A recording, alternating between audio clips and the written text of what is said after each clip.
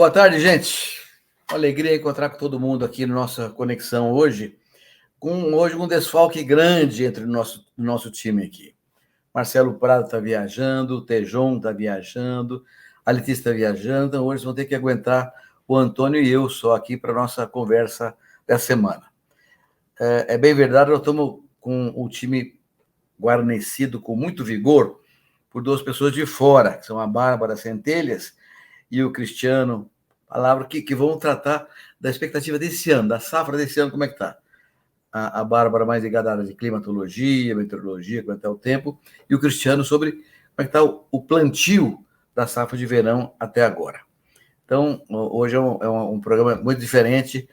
O Antônio e eu vamos ter que dar conta dessa dificílima missão, substituir o Tejon, o Marcelo e a querida Letícia. As previsões, elas têm sido assustadoras nesses últimos 2 meses para os estados do Sul. Nós temos convivido, depois de uma seca tão inclemente, nós temos convivido com enchentes, que além das perdas materiais, que não são poucas, tanto no campo quanto na cidade, nós tivemos perdas humanas, tanto no estado do Rio Grande do Sul quanto no estado de Santa Catarina. O estado do Rio Grande do Sul já não está mais já está superando nesta semana o problema, com exceção do Rio Uruguai. Já o estado de Santa Catarina, as previsões são preocupantes. E, por outro lado, para o centro-oeste, nós temos tido uma falta de chuvas e uma Amazônia com uma seca terrível. Então, entender o que está acontecendo neste momento talvez seja o principal insumo para olharmos para a safra 24, para sabermos o que esperar em termos de produção da safra 24. Então, nós temos que perguntar para a Bárbara sobre as projeções meteorológicas, e depois que nós tivermos uma ideia, então, do que esperar de produção, vamos ouvir o Cristiano para saber o que fazer com essa safra que iremos colher, se é momento já de travar, se o momento já passou, se o momento está por vir. Vamos ouvi-lo também para podermos compartilhar com a nossa audiência aqui os principais insights do Cristiano sobre o mercado. Então, Bárbara, por favor, traga aqui a sua visão sobre as questões meteorológicas. O Sul vai ter algum refresco? O pessoal do Centro-Oeste pode ir para o campo que vai ter umidade? Qual é a visão da meteorologia? Oi, Antônio, obrigada aí pela introdução e também pelo convite, né? É uma honra estar aqui, meio a grandes nomes, né, do agro. Eu acho que é muito, muito bom a gente falar sobre clima e discutir, porque até fazendo um gancho com o vídeo do Tejon, eu acho que a condição climática é uma condição muito preocupante, né? E o agro é uma solução, né? O agro, ele traz soluções para as questões das mudanças climáticas, do aquecimento global, e a gente precisa comunicar isso melhor também, né? Então, acho que está tudo muito interconectado. E falando um pouquinho sobre o que a gente pode esperar, né? Isso que realmente gera preocupação ao produtor. Acho que todo mundo tem ouvido falar bastante do El Niño, né? Então, eu acho que estamos vendo, né? Estamos vivendo um momento de El Niño clássico, numa intensidade moderada até forte, né? As projeções indicam que vai se intensificar nos próximos meses, e isso tem impactos, né? O que nós estamos observando se explica por esse El Niño e pela interação desse fenômeno com outras condições atmosféricas e oceânicas, né? É importante a gente ressaltar que esse evento ele não atua de forma isolada, apesar de a gente olhar mais para ele, por ele ter um peso mais significativo, o sistema é muito dinâmico, né? E os meteorologistas, eu sou agrônoma, mas os meteorologistas de formação sabem explicar isso com muita maestria e é importante a gente ir acompanhando. Mas em termos de panorama geral, eu trouxe algumas informações. Eu acho que quando a gente fala sobre clima é sempre legal trazer gráficos, mapas para a gente discutir. Então, se vocês me permitirem, quero mostrar alguns mapas e informações para a gente discutir em cima, mas também não quero que vire um monólogo, então fiquem super à vontade para me interromperem e trazendo perguntas, porque eu acho que isso é muito importante. O Cristiano também pontuar a visão deles. Começando pelo primeiro slide, eu acho que o pessoal vai conseguir colocar, eu trouxe para vocês um mapa que compara, né, a condição, isso é uma plataforma online que nós temos, que chama Agrimax, que é uma plataforma completa na área de agrometeorologia, e a gente compara, né, para o dia de hoje, óbvio que é uma análise estática, né, nós estamos olhando o dia de hoje, como que está a favorabilidade climática para a operação de plantio, com base nas condições de umidade do solo e fazendo esse paralelo com a disponibilidade hídrica. Então, o que a gente consegue ver? A gente consegue ver de forma muito clara, né, olhando o mapa, começando aqui pelo mapa da direita, que o sul, né, parte do sudeste e o sul do país está com uma disponibilidade, o que a gente chama de armazenamento relativo de água no solo, extremamente favorável. Ou seja, tudo que esse solo consegue armazenar, óbvio que existem variações, né, desse armazenamento de água no solo, depende do manejo do produtor, o investimento em perfil de solo. Aqui eu estou considerando um solo padrão, né, de textura média e profundidade média. A gente tem condições de armazenamento muito boas, né, mas que podem gerar excedentes. Aqui nós não vemos os excedentes, que é o que você comentou, Antônio, todas essas tragédias que aconteceram, né, que prejudicam não só o campo, mas como a cidade também, né, a vida da população. Mas em termos de armazenamento de água no solo, a gente tem condições muito favoráveis. Conforme a gente avança para a região sudeste, um pouco mais central, pegando ali Mato Grosso do Sul, Mato Grosso, a gente vê que começa a ter uma mudança de cenário. Nós temos algumas regiões já com condições mais razoáveis. Esse amarelo, eu sei que a legenda está pequena, esse amarelo indica uma condição mais razoável, mas a gente vê que não se estabilizou ainda esse corredor de umidade que eleva os armazenamentos de água no solo. Então, a gente tem Mato Grosso do Sul, Goiás e Nordeste, praticamente norte do país, com condições ainda muito desfavoráveis, ou seja, um déficit hídrico que vem se acumulando, né? E para sair dessa condição, nós precisamos aí de um cenário de chuvas recorrentes, né? Um volume constante de chuvas aí bem distribuídos. Então, esse é o cenário atual que a gente tem de armazenamento de água no solo, e isso reflete, né, com a condição para o plantio, aqui no dia 29/10. O Cristiano vai poder falar melhor como que está a evolução disso ao longo aí dos últimos dias, mas aqui é um retrato de como a condição climática de hoje pode estar influenciando o plantio, tanto pelo excesso de água. Então, se a gente for olhar Santa Catarina, Paraná, né, que também teve altos volumes, 300, 250 milímetros de chuva no dia de ontem, a gente consegue observar isso, né, que o excesso de chuva está inviabilizando o plantio.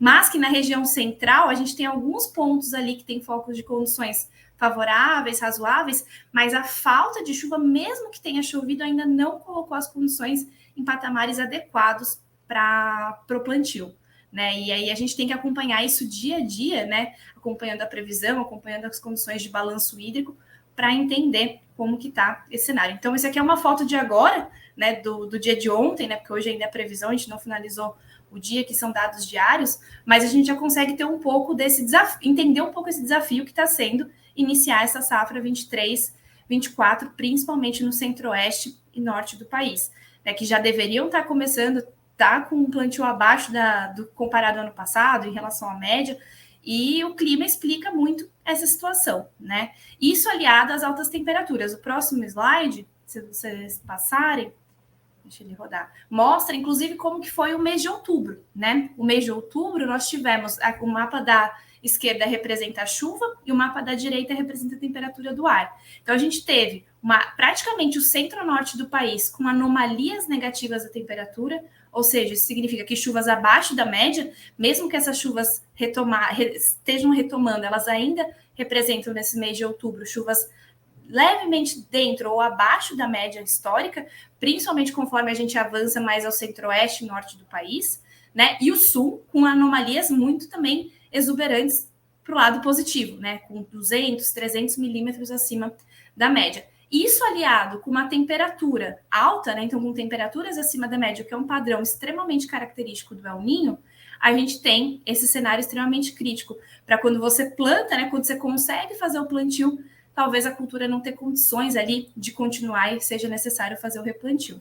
Então, o mês de outubro foi um mês desafiador, né? A gente sabia que iria ser por conta desse El Niño, mas as perspectivas, né, são de que a gente tem uma mudança de cenário, ainda não tão positiva assim, mas que tem esse panorama. Eu quis trazer esse retrospecto porque eu acho que é legal, né? A gente entender o que está acontecendo e o que pode vir a acontecer.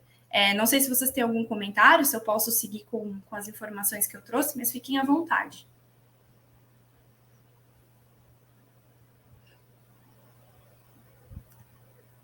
Roberto, acho que você está no mudo. Está fechado o áudio, ministro.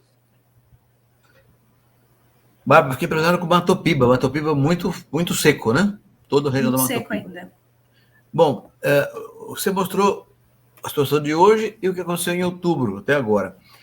É importante saber para frente o que vai acontecer, mas antes de falar para frente, vamos pedir para o Cristiano falar um pouquinho sobre como é que essa situação de hoje, do passado, os últimos mês de outubro até hoje, como é que estão? Como é que se impactaram o plantio até agora, safra de verão? Depois, Bárbara, vou pedir para você, junto com o Antônio, para você falar para frente, o que vai acontecer para frente, para olhar com um pouco mais de cuidado. E aí, volta ao Cristiano para dizer sobre a expectativa de produção. Cristiano, um pouquinho sobre a situação atual de plantio, por favor. Muito boa tarde, pessoal. Primeiramente, um prazer estar aqui dividindo aí esse debate com vocês, doutor Roberto, doutor Antônio, Bárbara. Muito prazer falar com vocês. Realmente estamos tendo um começo de safra longe do ideal, eu poderia dizer assim, né? Realmente hoje o mercado já traz uma ideia de uma safra projetada como uma safra cheia no Brasil, mas muito cedo para qualquer conclusão, e realmente temos um início que não é dos mais favoráveis. Como a Bárbara deixou muito claro, a presença do El Niño e essa virada rápida de fenômeno que a gente observou esse ano, começamos o ano sob o efeito do Laninha, que foi extremamente grave para o sul do Brasil por 2, 3 anos, e rapidamente tivemos uma reversão desse fenômeno.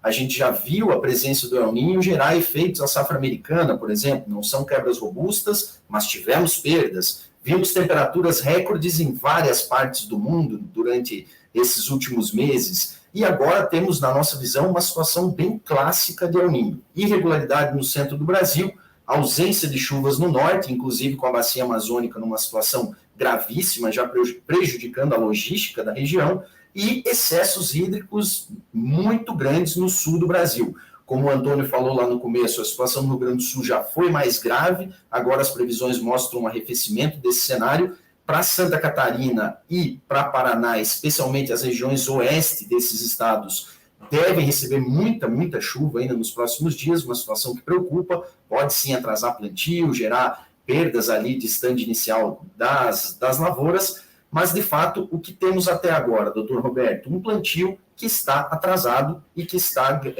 ficando mais atrasado nessas últimas semanas. O Mato Grosso, nosso principal estado produtor, carro-chefe de produção no Brasil, teve um plantio na semana passada extremamente lento.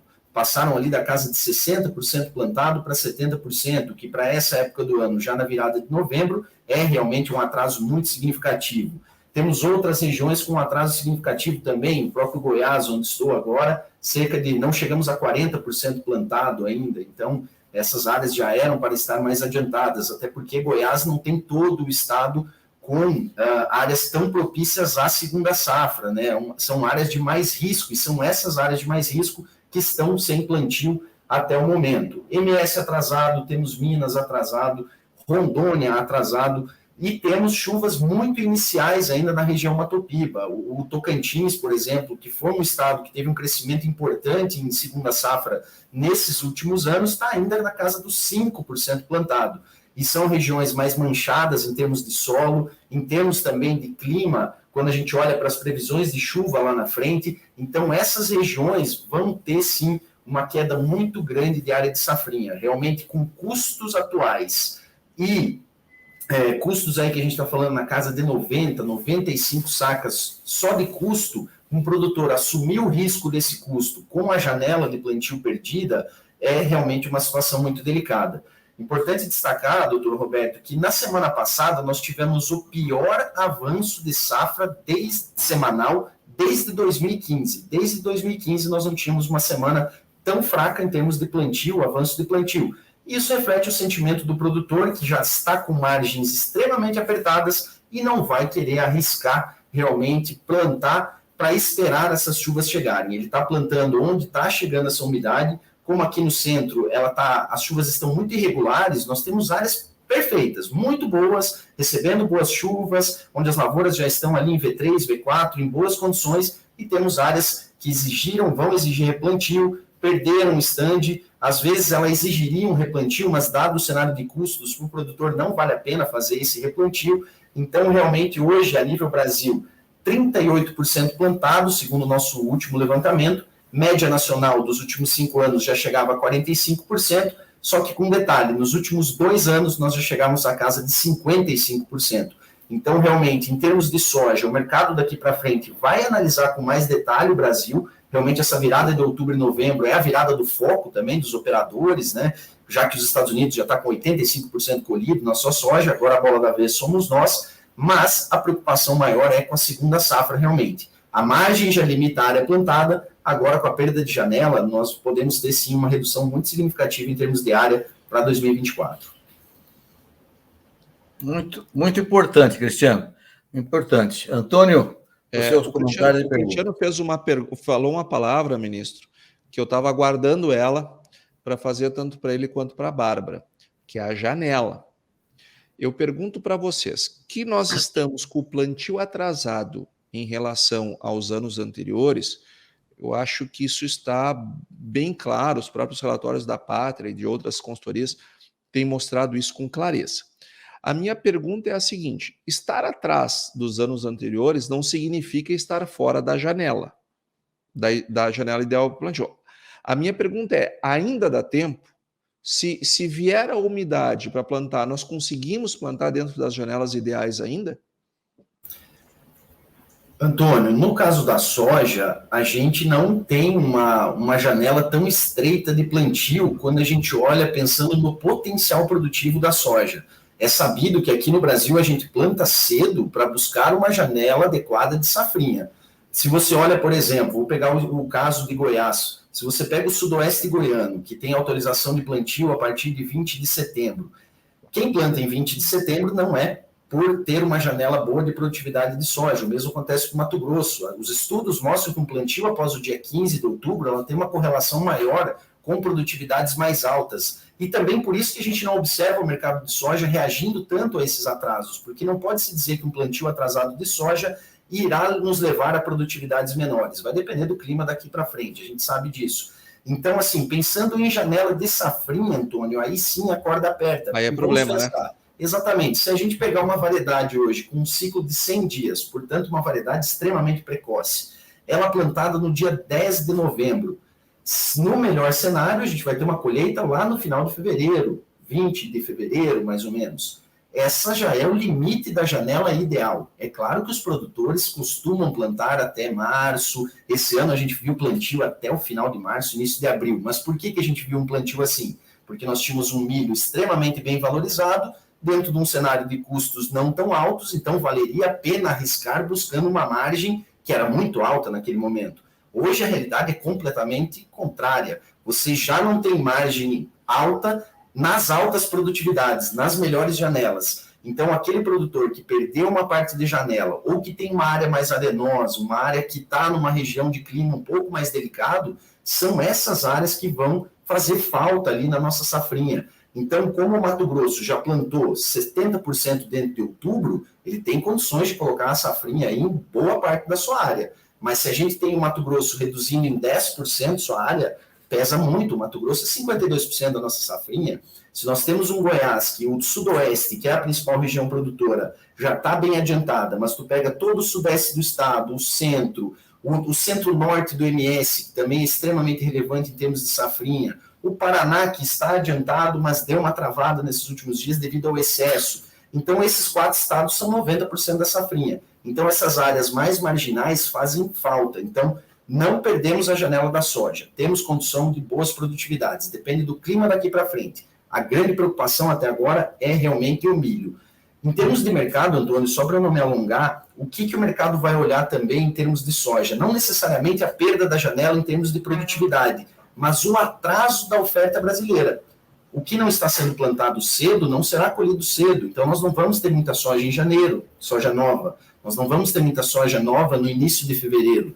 O que isso pode puxar? Um deslocamento da demanda para os Estados Unidos, por exemplo. E isso seria um fator positivo para prêmios dessa soja mais curta, seria um fator positivo para Chicago. Então, é nesse deslocamento de demanda que os preços vão reagir mais. É claro, se chegar dia 15 de novembro e ainda tiver esse atraso, aí sim a produtividade começa a ter uma tendência negativa em termos de soja também. Então, por enquanto, nós não devemos nos preocupar com produtividade. De repente, a da soja até melhore por conta do plantio num momento de janela melhor, mas a preocupação e, sobretudo, perspectiva de impacto de preço no curto prazo talvez seja maior no milho, porque já começamos a vislumbrar uma segunda safra menor do que seria. Ela já seria menor mesmo por conta dos preços mais baixos. Agora, com o atraso do plantio da soja, o atraso o do milho, e isto já parece,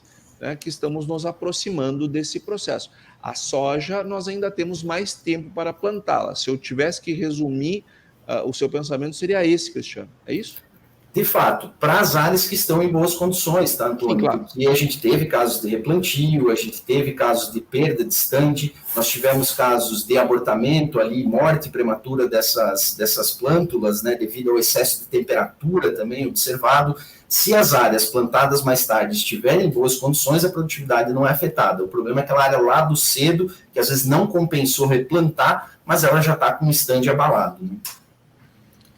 E a Bárbara, me diz uma coisa, Bárbara, vai ter umidade para o pessoal plantar até 15 de novembro? Vamos olhar isso, vamos olhar. Só fazer um complemento ao que o Cristiano estava falando. Quando nós rodamos modelos, né, que simulam produtividade de acordo com o histórico climático, a gente vê que até quando você avança na janela, é quando você tem um menor risco climático e as maiores produtividades, né? Então, de fato, nas condições ideais, não é uma condição tão prejudicial assim, principalmente Centro-Oeste, que tem um clima muito estável, né? Tem uma janela muito bem definida do clima seco, do clima úmido, mas quando você avança mais para a região do Sudeste, onde é mais sujeita a veranicos, isso também preocupa, né? Ainda que nós estamos num ano de El Niño, onde os veranicos são menos recorrentes, né? Então, a gente tem um caso como foi novembro, né, que secou para caramba aqui em São Paulo, o risco é menor, mas mesmo assim existe esse risco, né? Então, a região central ela é muito estável, a gente tem essa dificuldade na transição do período seco para o período úmido, essas instabilidades, mas depois que se estabelecer, a condição fica muito mais estável e favorável.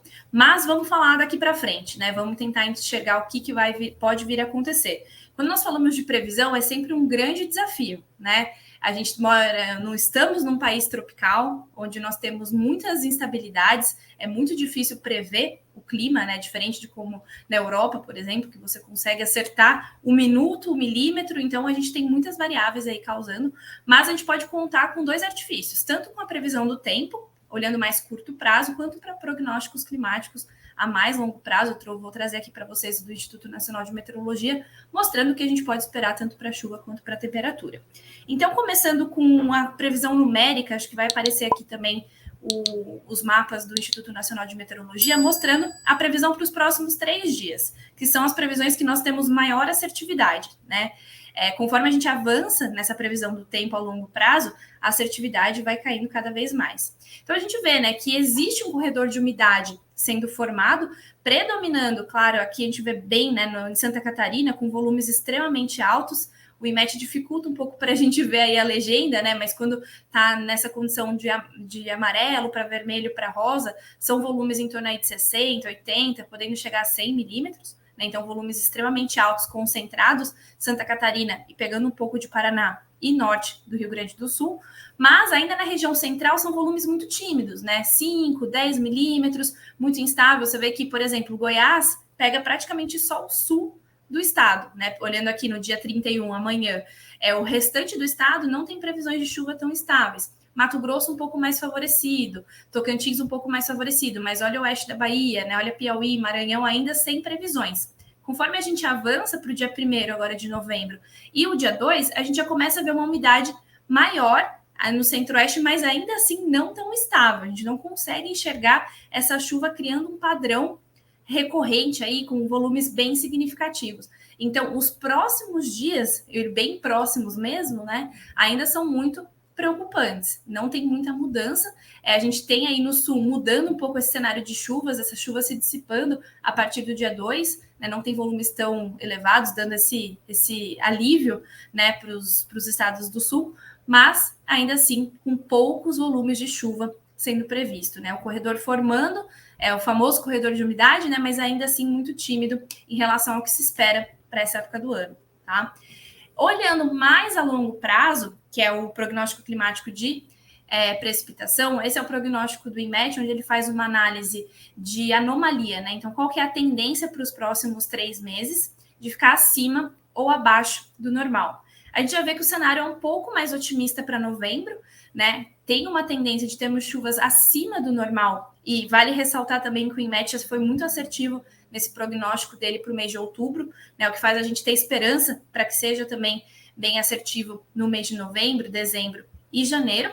Mas olhando aqui, vamos começar pelo mês de novembro, a gente vê isso, né? Então, praticamente sul do país com chuvas ainda acima da média, o que preocupa, né? Porque a gente sabe que no sul chuvas acima da média são chuvas muito mais intensas. Isso segue para parte do Mato Grosso do Sul, São Paulo, Minas já começa a ter regiões onde tem chuvas acima da média, chuvas dentro da média e até levemente abaixo. Então, o amarelo indica chuvas levemente abaixo. Esse tom mais claro é de 10 a 50 milímetros abaixo da média. E conforme a gente vê a região central mais instável, né? A gente tem algumas regiões com chuvas podendo ficar acima da média, outras muito próximas podendo ficar abaixo. Então, esse cenário de instabilidade realmente se configurando e a gente vendo o cenário clássico do El Niño, como o Cristiano trouxe, né? Sul sempre com chuvas acima da média e norte, nordeste podendo ficar aí nessa condição de chuvas Bárbara, abaixo.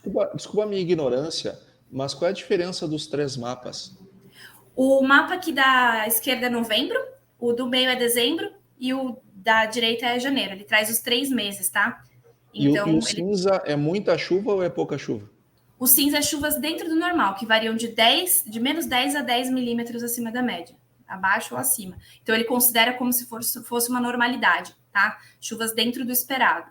Aí, conforme você vai avançando na escala de amarelo, laranja, representa chuvas abaixo do normal, e na escala azul, chuvas acima, tá? Então, a gente consegue ver que o cenário do El Niño, ele vai se dissipando também, né? Quando a gente chega em janeiro a gente tem uma condição aí de chuvas mais dentro e acima do normal para algumas regiões. Ainda assim, sul do Pará, né, centro-sul do Pará, Amazonas ainda numa condição de chuvas abaixo do normal, mas não tão significativas como observado em dezembro.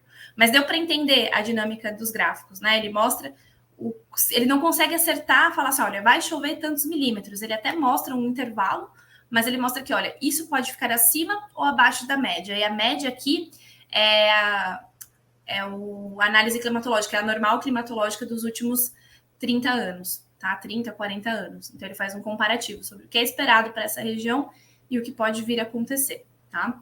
Eles liberam todo mês esse mapa, né? E todo mês eles atualizam. Tanto eles fazem esse individual, eles também fazem o consolidado do trimestre, tanto para precipitação quanto para temperatura, que é o próximo slide. E aí a temperatura Bárbara, a gente vê... Oi, pode falar. Só uma pergunta. Esse quadro da direita, que é janeiro, então... Da direita é janeiro, isso. Da direita é janeiro. Se eu estou falando em Matopiba, de novo aqui, que é a área mais sacrificada que eu vejo aqui no Brasil inteirinho, em termos de seca, em termos de expectativa. E se atravessar dezembro, janeiro fica bom. Janeiro fica bom. Janeiro a tendência é chuvas predominantemente acima da média. O noroeste do Mato Grosso também tem um pouco de dificuldade ali em novembro e dezembro, né? Mato Grosso do Sul também. E o Mato Grosso do Sul se esperava, né, que tivesse um comportamento bem parecido com o Sul por conta do El Niño, se esse El Niño fosse muito intenso, mas por enquanto fica bem dividido, né? A gente tem mais as regiões próximas aí, a divisa com o Sudeste e Sul, ficando com chuvas acima do normal, mas o restante do estado podendo ser prejudicado, né? E aí, em janeiro, retoma. E aí, a temperatura é o cenário que a gente tem observado e que tem sido previsto, né? A tendência é temperaturas acima. Aqui a gente está olhando a temperatura média do ar, tá? Não é a máxima. Então, é a média do ar e quanto ela varia em relação à média histórica, tá? Então, a gente pode ter variando de 0,2 a 0,4, 0,4 a 0,6 graus Celsius, 0,5, desculpa, a 1 e assim por diante. Então, a gente vê que algumas regiões, principalmente na região norte, nordeste do país, a gente pode ter anomalias de até 2 graus Celsius acima da média, que para a temperatura média do ar é uma anomalia muito elevada, né? Em mês de setembro, a gente teve isso batendo 5 graus Celsius, né? Então, foram essas novas temperaturas recordes que foram observadas, e isso é bem característico do El Niño, né? O El Niño traz esse cenário de temperaturas acima da média, e até o mês de outubro nós tínhamos o sul do país, ainda principalmente o Rio Grande do Sul, ficando com temperaturas abaixo do normal. Agora, a previsão é que ele entre também nesse prognóstico de temperaturas acima da média.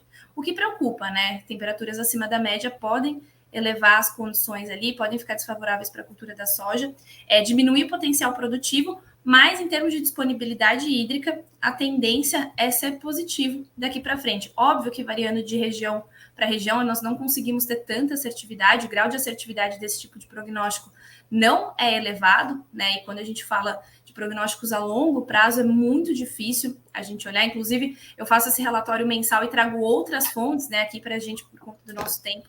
Eu só trouxe do Instituto Nacional de Meteorologia, mas trago outras fontes, né, dos Estados Unidos, americanas, australianas, para a gente comparar e tentar enxergar se há um consenso nesses prognósticos, porque muitas vezes não há, né? A gente tem um IMET falando uma coisa, o IRI, da Universidade de Colômbia, trazendo outra, né? E aí a gente fica à mercê desse prognóstico, mas por enquanto esse é o cenário, tá? Muito bem. Ô, Cristiano, dadas essas informações, e você colocou anteriormente também, uma pergunta para você. Seria temerário afirmar que a safra de grãos 2023-2024 pode vir a ser menor que a desse ano? É muito cedo ainda? Roberto, é bastante cedo, doutor Roberto, porque a gente sabe que ainda tem muita coisa pela frente, como a Bárbara colocou, existem vários modelos, né, e há uma divergência importante em relação a esses modelos, e realmente o modelo do IRI, por exemplo, que ela citou, da Universidade de Colômbia, mostra um cenário bem pior, né, Bárbara, já mantendo ali uma irregularidade muito grande no mês de janeiro, por exemplo, e ali a gente chegaria no mês decisivo, principalmente das áreas mais ao norte do Brasil, que é onde a gente vai ter o enchimento de grão. O que eu diria hoje, doutor Roberto, é que nós temos uma grande parte da safra brasileira sob risco. Então, de fato, o mercado também ele se comporta muito mais sobre projeções, sobre euforia, do que sobre realidade, né, doutor Roberto? Então, se a gente vê a expectativa pesa mais que a realidade, muitas vezes, né? Então, a gente não precisa ter necessariamente uma quebra muito grande para ver uma reação no mercado. E eu acho que essa é a grande preocupação do produtor também, porque hoje nós temos um cenário em termos de comercialização, apesar de existir um sentimento de que, devido ao digamos assim, o erro de no ano passado ter fechado muito pouco antecipado e os preços terem caído no pós-colheita, esperava-se ali um comportamento mais defensivo do produtor em termos de antecipar as suas vendas. E, por enquanto, esse cenário não é a realidade. Nós temos ainda cerca de 20% da nova safra já negociado, que é um patamar baixo para esse ano. Mas o que isso reflete? Aquele preço-alvo, vamos dizer assim, todo produtor tem um preço-alvo, vamos dizer, ele não achou ainda, não teve aquela janela que ele falou, eu me sinto confortável em travar nesse preço. Então, a gente está vendo aí uma expectativa do produtor realmente aguardando qual vai ser a sinalização dessa safra brasileira para o mercado, né? De fato, como eu falei lá na minha primeira fala, ainda não estamos vendo assim, muita reflexão do mercado do que está acontecendo até agora, o que é natural. Mas daqui para frente, realmente, esse risco de não termos uma safra tão grande quanto a safra passada, ele existe. Mas só tem um ponto de dificuldade para isso, doutor Roberto, e o Antônio da Luz sabe muito bem disso. O Rio Grande do Sul perdeu 8 a 9 milhões de toneladas o ano passado. Há uma sinalização, pelo menos, de uma safra melhor esse ano, porque excessos hídricos acabam sendo melhores do que falta de chuva, né? Então, perdemos 10.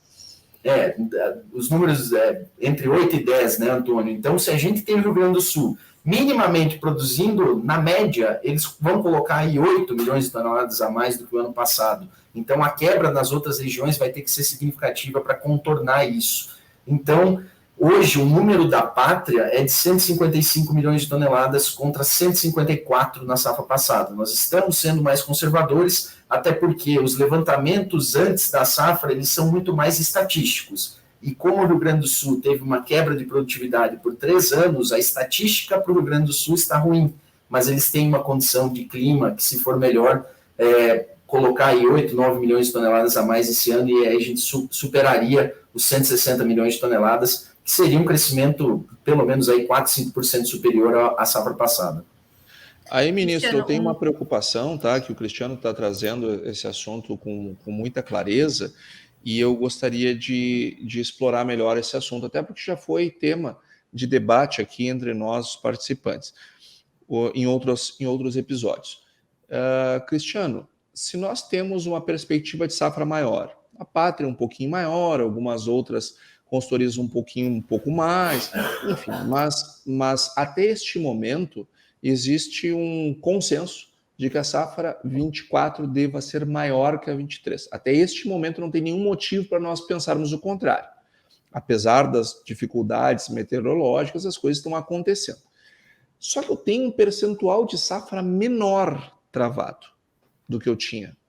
Ou seja, eu tenho um volume de soja a vender maior do que eu tinha nesse mesmo momento do ano passado. E quando o pessoal chegou lá na safra, para vender a safra 23, todo mundo junto, porque eu tinha uma baixa venda antecipada e um volume de produção muito grande, nos faltou infraestrutura e terminamos pagando essa conta no preço do produto.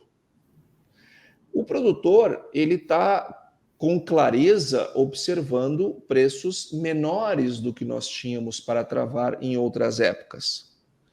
Mas, porque o preço de mercado ele é transparente, a gente consegue ver, a gente sabe quanto é que está o preço de mercado. Agora, o custo de produção, ele é individual. E aquele produtor que faz seu custo de produção, ele consegue perceber que estes níveis de preços, eles, apesar de mais baixos, eles entregam uma margem de lucro positiva que, dado o que aconteceu no ano de 2023, eu devo considerar como um risco potencial, possível, de acontecer o que aconteceu esse ano. E como eu tenho um Chicago mais baixo do que eu tinha no período de colheita, pelo menos a perspectiva é essa, e os prêmios hoje estão mais baixos do que eles foram cotados na entrada da safra, nós temos um risco real de termos preços abaixo, inclusive, do que nós vimos nesse ano. Não estou dizendo que vai acontecer, porque eu também não tenho bola de cristal assim como vocês, mas existe um risco real de... Será que esse percentual ele não deveria ser maior? Será que nos próximos meses nós não deveríamos acelerar com uma medida defensiva? Porque se o preço nos portos a 150 eles não entusiasmam, imagina se eles vier para 110, imagina se ele vier para 100. Eu não sei se vai acontecer, eu espero que não aconteça, mas existe o risco real de... E havendo esse risco, como empresário, eu não posso estar preparado só para o melhor cenário. Isso é fácil, eu tenho que me preparar para os piores. E ampliar esse número da consultoria que vocês estão vendo de percentual de safra vendida, me parece uma medida acertada num momento como esse. A gente precisa dar uma acelerada. Eu não sei qual é o cálculo que vocês estão dando para os clientes, mas eu imagino que seja mais uma orientação mais ou menos nesse sentido. De fato, Antônio, esse risco é real. A gente não pode descartar o risco de preços menores. E preços menores, a margem não é boa, mas uma margem menor é ainda pior. E, de fato, é um ano para ser mais conservador. A gente tem muitas nuances no mercado que deixam uma... O mercado sempre é incerto, mas realmente a gente tem um ano de transição, né? De uma fase, de uma época de preços altos para uma fase diferente.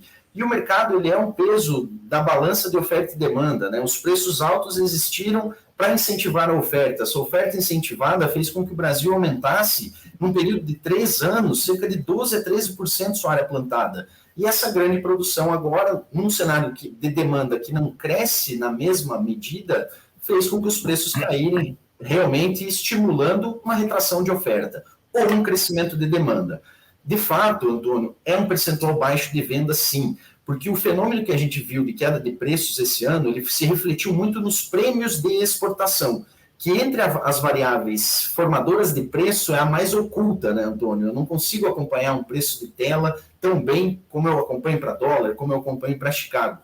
E por que esses prêmios caíram? Porque existia uma produção grande e ela era uma produção disponível. Porque se eu não vendia antecipadamente e tenho compromissos que eu não consigo escapar, 30 do 3, a primeira parcela do custeio, 30 do 4 em algumas regiões, 30 do 5 no Rio Grande do Sul. Os preços estavam caindo e o produtor não estava restringindo sua venda, porque não tinha como. ele precisava fazer caixa para honrar os seus compromissos, até porque num cenário de juros altos, captar dinheiro para prorrogar compromissos num mercado totalmente incerto seria uma estratégia ruim, e realmente quem tomou essa estratégia não se deu bem, pagou juros e ainda não teve preços melhores. Então, de fato, existe sim esse risco, que fica ainda mais agravado num cenário de poucas vendas.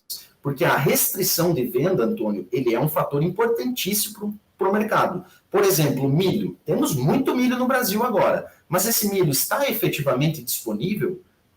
De fato, não. O produtor, nesse momento do ano, ele não tem tantos compromissos financeiros. Ele precisa levantar um caixa para o plantio, para o operacional, mas não é uma fase do ano necessariamente que ele tem grandes compromissos. Então, ele segura o produto. Ele pode carregar esse grão até o ano que vem. Então, o produto está lá, mas ele não está ofertado.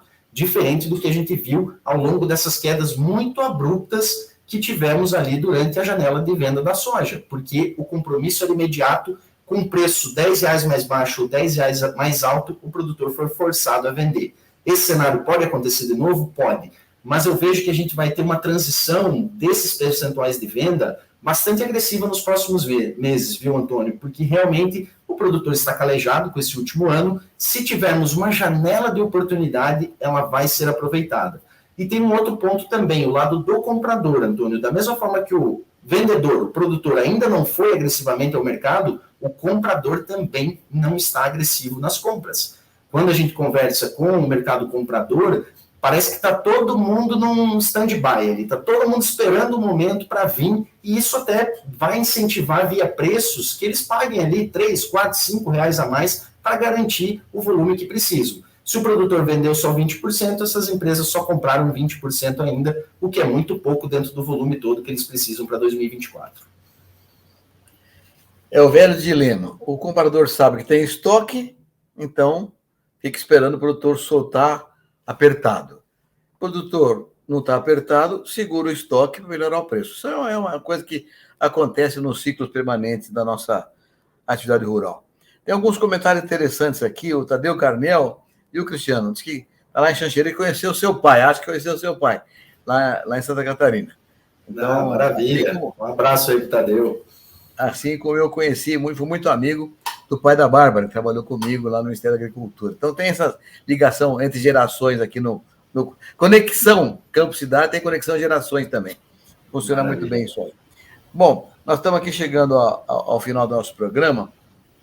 Eu gostaria de tratar de um tema que foi colocado por alguns dos nossos participantes aqui. O Tadeu, inclusive, falou, olha, o tema seca, etc., pode ser mitigado com algumas práticas de cultivo. É verdade, né? Inclusive, terras cultivadas há mais tempo têm mais resiliência do que terras novas. Então, são coisas que a gente conhece e vai trabalhando na medida do possível para administrar esse problema. Tem uma demanda que surgiu no começo da nossa reunião aqui, de alguns companheiros nossos, criticando a falta de dados sobre a agricultura brasileira. E é verdade, esse é um tema que perturba muito a gente, que a falta de dados é tão grande que até política pública fica difícil de fazer. Não tem suficientes dados para poder dimensionalizar. Dados nossos e do fora do Brasil também, como é que está acontecendo no resto do mundo. Realmente, a questão de dados, a gente precisa de muito mais informação do que temos aqui. Estamos trabalhando nessa direção que da Getúlio Vargas hoje em dia. Bom, hoje foi um programa interessante, muito bom. Olha, estou muito feliz aqui, Bárbara, Cristiano, com a sua participação, e é sempre precisa a participação do Antônio, mas o tempo está terminando, não temos que ir chegando no fim do programa aqui. Então, eu queria pedir a vocês, Bárbara e Cristiano, que dissessem algumas palavras finais para o nosso telespectador aqui. Bárbara. Obrigada pela palavra, Roberto. Queria agradecer mais uma vez e deixar uma mensagem que o clima ele sempre vai ser instável, né? E eu acho que o produtor brasileiro ele é resiliente a essas adversidades climáticas. A gente precisa ter cada vez mais informação, mas ter a consciência que é algo incontrolável e que as ações de manejo, as tecnologias, elas vêm para ajudar a mitigar esses riscos, né? Eu vi que tinha uma pergunta falando sobre a questão do manejo, né? E eu acho que isso caminha para uma agricultura mais sustentável. Então, investir em perfil de solo para que esse solo consiga armazenar mais água por mais tempo, investir no plantio direto, né? Algo que já é super falado, né? E é isso, é se adaptar a essas adversidades. Entender que a tecnologia tem que estar ao nosso favor para alcançar lugares onde a gente não consegue alcançar com o clima, né? Seja pelo excesso, como lá no sul, que esse excesso de chuva traz bons volumes, mas também prejudica em termos fitossanitários, seja em condições de seca. A gente tem cada vez mais tecnologias sendo surgidas, né? E o produtor ele tem que estar atento e tanto as informações quanto trazer isso para a sua produção. E é isso. Eu desejo uma boa safra a todas e que o clima continue, né, e seja favorável a todos, e se não for, que a gente tenha essa resiliência para fazer a melhor safra possível. Muito obrigado, Bárbara. Cristiano? Bom, pessoal, eu quero agradecer o convite por estar aqui com vocês. Foi uma honra realmente dividir aí esse debate com você, doutor Rodrigo, doutor Antônio, Bárbara.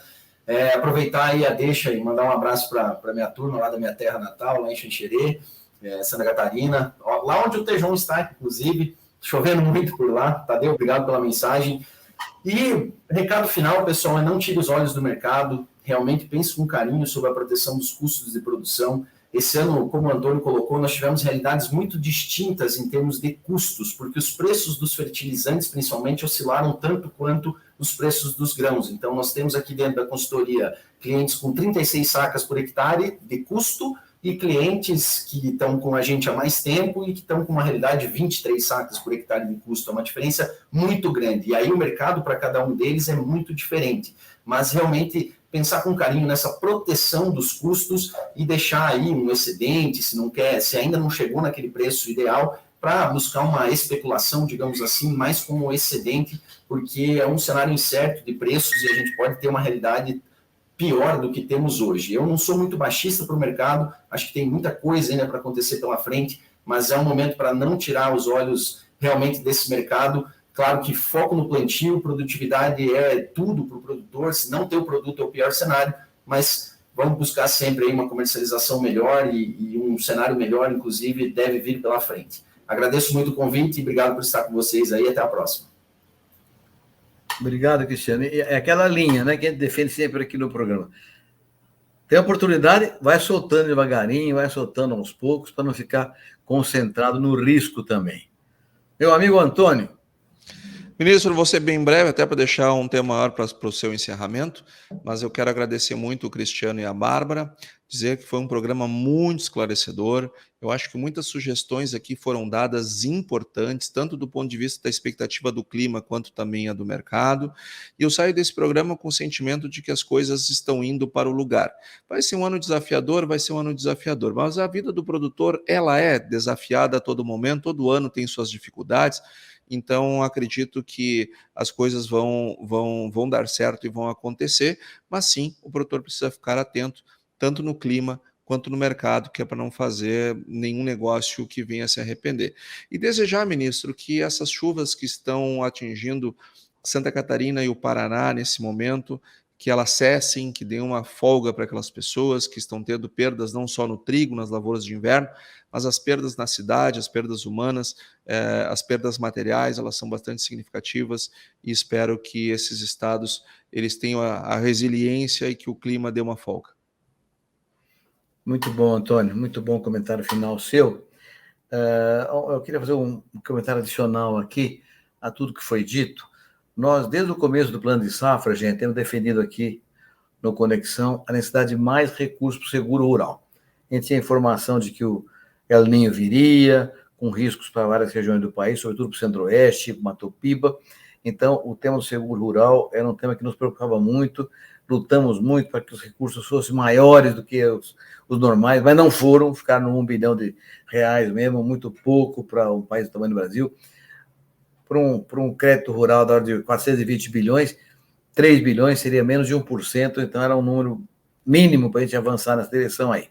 Mas, infelizmente, não consegui. Mas agora, na semana passada, a Frente Parlamentar da Pecuária e mais o ministro da Agricultura conseguiram mais 500 milhões, aumentando 50% o recurso seguro. Ainda é pouco, porque, na verdade, o 1 bilhão quase que acabou já, até setembro tinha praticamente acabado, de modo que realmente é muito pouco. Mas, como a gente fala na roça, melhor do que nada, é melhor cuspir do que lamber. Então, é melhor esse pouca coisa do que não ter esse aumento que nós tivemos agora. De qualquer forma, ficaremos de olho nesse processo, esperando que a gente consiga mais recursos para o seguro rural. Bom, meus amigos, foi um programa muito agradável. Bárbara, Cristiano, vocês foram muito valiosos. O Antônio tem toda a razão. Deram informações precisas e preciosas para todos nós. Eu, como produtor rural, estou olhando o que estão falando para mim com muita preocupação, com muito cuidado, muito carinho, e olhando como fazer nos próximos dias, na expectativa de que alguma coisa melhore em termos de clima, em termos de preço. Tomara que as coisas avancem nessa direção. Muito obrigado, Antônio, pela sua participação sempre primorosa. Bárbara, Cristiano, pessoal que nos ouviu aqui, muito obrigado por tudo. Semana que vem, eu tenho uma conversa muito boa com o Tejon sobre a pesquisa que ele fez sobre a visão que o mundo tem do agro e do Brasil. Boa semana a todos. Até segunda-feira que vem, se Deus quiser. Até mais.